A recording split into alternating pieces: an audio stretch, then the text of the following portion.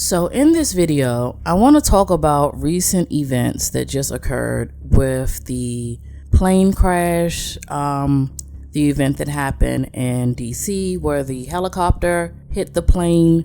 There were even some recent times when all of the planes were asked to land. When I said flights are grounded worldwide, we're going to talk about what's happening with Frontier Airlines and Belgium airspace. That's the US and another nation, because something is definitely happening right now in aviation, and I'm not seeing enough people talking about this, which is why I'm doing this broadcast, because in the past 24 hours, Frontier Airlines experienced a nationwide ground stop due to a major IT failure.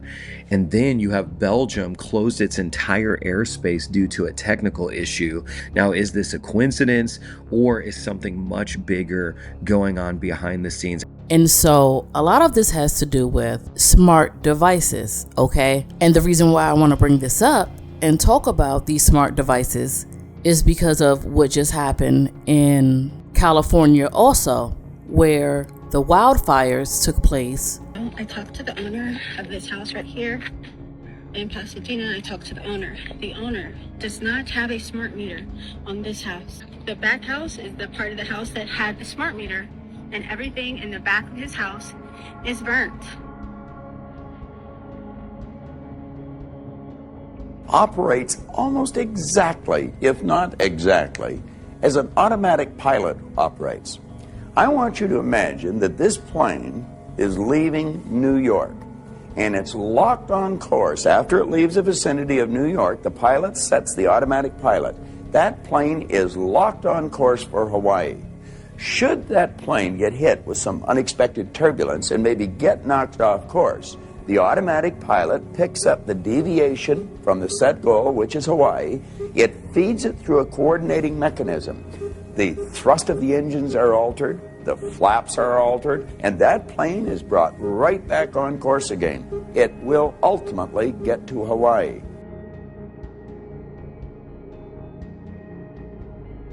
So I want to watch this video, and I wanted to point something out. I thought that this was kind of weird, and this guy thought that it was kind of weird, and so he stated it. So let's watch a portion of this video. Well, unfortunately, we have another aircraft mishap to talk about, and I want to talk in this video about what I think happened in the airplane outside of Northeast Philly, the Learjet that went down just last night, and how incredibly rare it is to have two back-to-back major accidents like this. But let's take a look at what happened last night in Philadelphia. Now, notice how he stated that it's incredibly rare to have two back-to-back incidents like this occur.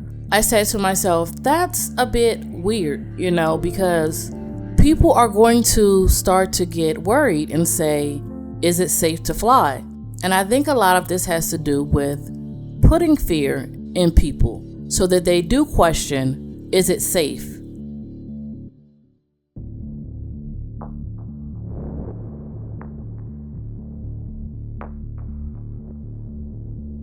Not just the fact of, is it safe to fly, but just to get people in a state of mind where they feel unsafe. Because before you can alter somebody's environment or reality, you have to put them in certain states of mind. So you have to bring them to something that's going to allow them to be broken down or changed. And so fear, the fear of their safety, is going to have people in this emotional environment. I spent 20 years in the U.S. military. I'm a behavior expert. I've trained PSYOPs. I'm the best-selling author in behavioral psychology. I want to show you exactly how to identify what we call engineered reality, or what some people call PSYOPs. So emotional responses suppress critical thinking. Emotional responses suppress critical thinking. Where certain programming can be inserted. Medevac, mid-service 056, on departure, turn right heading 290, runway 24, clear for takeoff, wind 25010. So the situation here is it's a medevac flight. It's a Learjet, Lear 55. It's a very nice jet. And it's going from Northeast Philadelphia, an airport I know a great deal about. I flew all the time in my military days out of Willow Grove. I was there for about a dozen years. They fly a lot of these medevac flights to various places around the world even, but this one's going to Springfield, Illinois. They take off a runway 24. About 60 seconds later, they crash. Okay, let me stop it right there. So this is a routine departure out of any airport. It can take place anywhere around the world. And medevac takes off, and as soon as they're airborne, they're 400 or 500 feet above the ground when they get handed off to departure control. Now, I want to stop it right here because I want to talk about something in particular that deals with this. You know, the public, a lot of the public, we're not pilots, so we're not going to think of certain things as to how or why this type of thing could happen. But let's think about it from a different standpoint on the ground. Let's take it out of the air and put it on the ground. Let's think about if we're driving a vehicle. Now we have these smart vehicles. This is smart technology, you guys. For as long as aircraft have been manufactured, companies have invested millions of dollars and hundreds of hours into testing each completed design. This was more the case in the early days, when the only way to really test a new plane, helicopter, or rocket was to launch it and see what happened. Nowadays, with sophisticated computer models and drastically improved engineering techniques, aircraft designers can more or less approximate how the final model will perform. Still, that doesn't eliminate the need for extensive, often extreme testing. Whether designed to test the entire vehicle or just a single component, post-assemble aircraft evaluations are still very important for both military and civilian planes. So there are a lot of safety precautions that are in place to prevent these things from happening. And so we're having a lot of events where it seems like the technology is not as advanced as it is. But the technology that we have today, or that's really shown to the public, is really like 20 to 30 years more advanced than they let on. So we have Tesla self-driving cars, right? And we also know they have self-braking. Even if you don't have a Tesla, you have another vehicle and it's an up-to-date model, is all I'm saying. You're going to have something that alerts you to what's about to happen before it happens. So just like on the ground, we have things that will stop the vehicle or alert the vehicle when there's danger. And notice how he pointed out how the person's voice was rather calm. That means this person did not receive any type of alert at all. And so they're given a frequency. What I want you to key into here is the voice of the co-pilot who's talking on the radios. It's completely calm, it's completely normal, it's completely routine. Nothing's going on just yet on this airplane, and I can get that from listening to the tone in the voice.